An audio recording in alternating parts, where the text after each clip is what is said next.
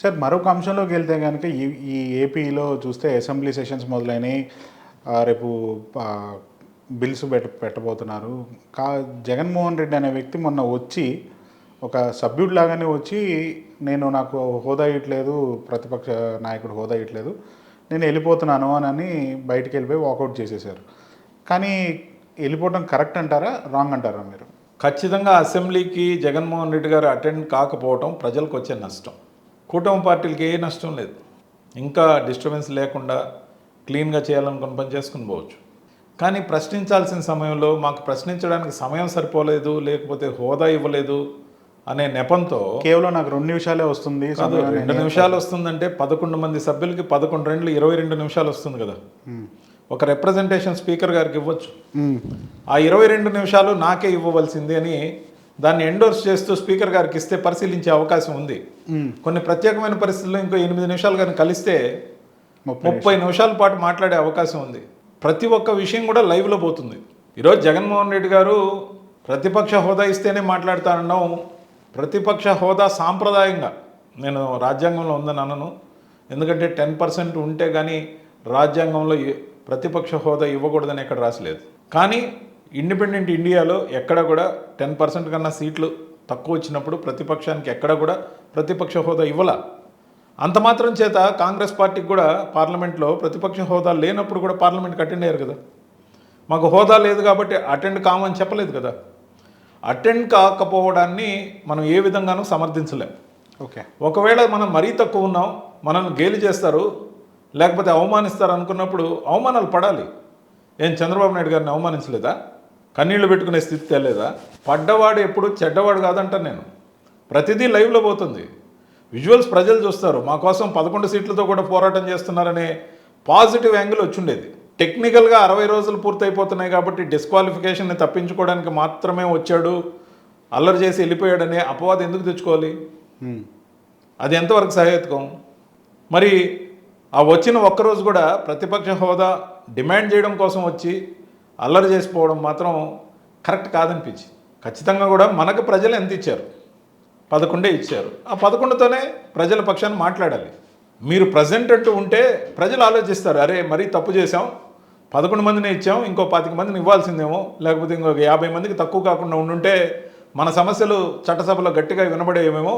ఎందుకంటే మిగతా 3 పార్టీలు కూటమిగా ఉన్నాయి, 3 అధికారంలో ఉన్నారు. ఎంతసేపు 5 సంవత్సరాల పాటు నేను అసెంబ్లీకి రానంటే ప్రజలు ఆలోచిస్తారు. ఒక రకంగా కూటమికి కలిసి వచ్చే అంశం. ఖచ్చితంగా కూడా నేను కోరుకునేది, ఏ దశలో అయినా వాళ్ళు వచ్చి కూర్చుంటే వాళ్ళని అవమానపరచాల్సిన అవసరం మనకు లేదు. సంపూర్ణమైన మెజారిటీ ఉంది, చేయాలనుకున్న పనులు ఖచ్చితంగా చేయవచ్చు. ప్రతి బిల్లు పాస్ అవుతుంది.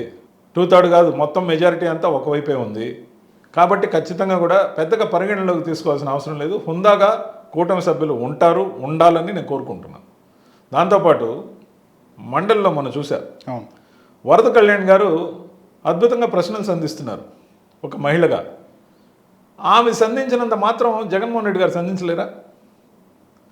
20 నిమిషాలు చాలదా?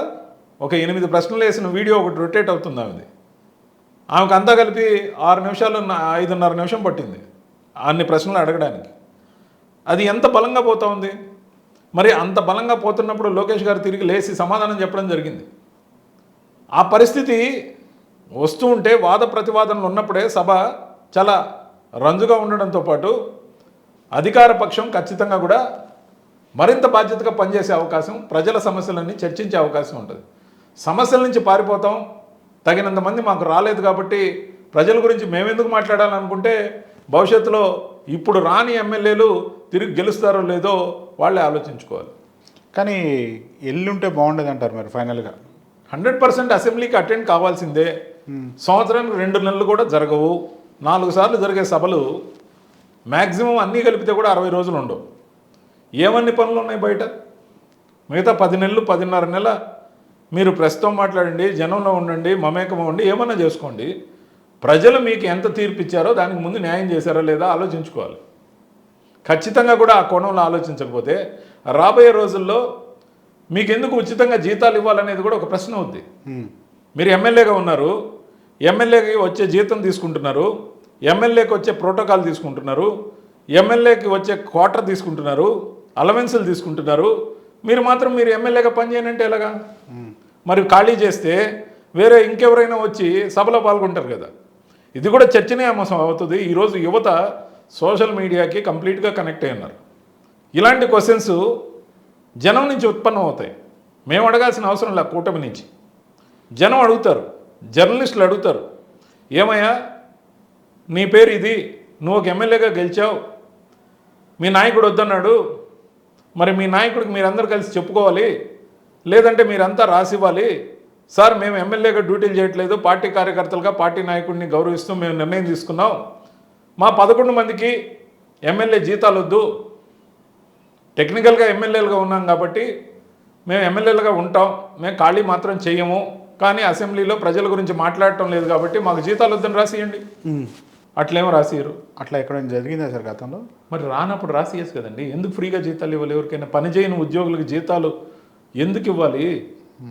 మన ఇంట్లో ఎవరైనా పనికి 4 రోజులు రాకపోతేనే 4 రోజులు జీతం కట్ చేస్తామంటామే. అంటే మన ఇంట్లో డబ్బు అయితే మనకు లెక్క, ప్రభుత్వ సొమ్ము అయితే పని చేయకుండానే డబ్బు తీసుకోవచ్చా? తప్పు కదా. ప్రజల కోసం బాధ్యతగా ఉంటాన్ని ఎమ్మెల్యేగా గెలిచి వచ్చావు, నీతో పాటు మరింత మంది గెలవలేదు కాబట్టి ప్రతిపక్షంలో తక్కువ స్థానాలకు పడిపోయాం. మీరైతే ఎన్నికయ్యారు కదా, మీరైతే ఎమ్మెల్యేగా జీతం డ్రా చేస్తున్నారు కదా, మీరు రావాలి కదా. లేకపోతే జీతం వదులుకోండి, ఫెసిలిటీస్ వదులుకోండి, ఎమ్మెల్యే స్టిక్కర్ తీసుకోకండి, లేదంటే ఖాళీ చేసి ఎవరికైనా ఇచ్చేయండి, ఎవరో ఒకరు పోటీ చేస్తారు మళ్ళీ.